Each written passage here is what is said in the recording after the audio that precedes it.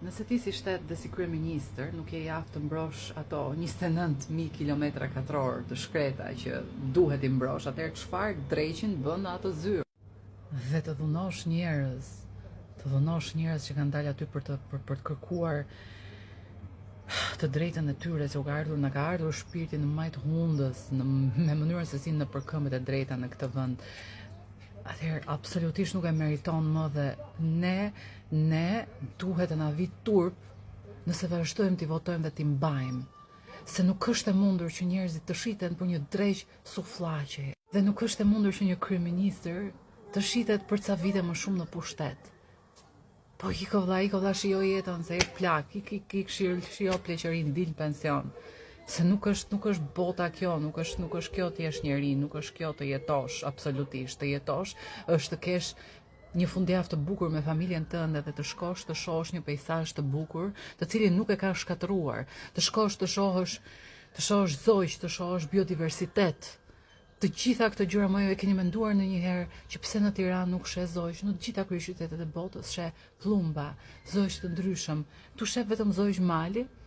Dhe të gjithë zojsh që normalisht jetojnë në qytete këtu nuk janë, sepse jemi edhe zojsh nuk jetojnë dot më këtu nga nuk kanë ku fluturojnë nga ndërtesat shumë të larta dhe nga zallamahia që bëjnë makinat dhe nga ndotja e madhe.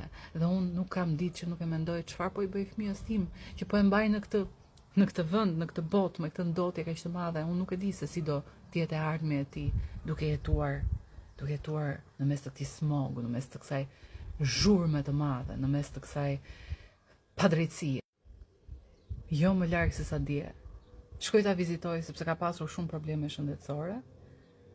Dhe më thot mjekja që antibiotiku nuk i ka funksionuar sepse duhet marrësh antibiotik kontraband. Më vjen keq. Duhet të shkoj të bëj kontraband në 2026 në një shtet që pretendon të futet në BE, që fëmia im që është 1 vjeç e gjysëm të mos i rrezikohet shëndeti në mënyrë serioze. Pse? Që të përfitoj mafia e farmaceutikës. Dhe dëgjoj që ndodhin dhe këto gjëra dhe nuk di ç'të bëj. Dhe janë këto shprehjet dua të iki natën. Ja, këto janë gjërat që ta bëjnë vendin të pajetueshëm. Këto janë.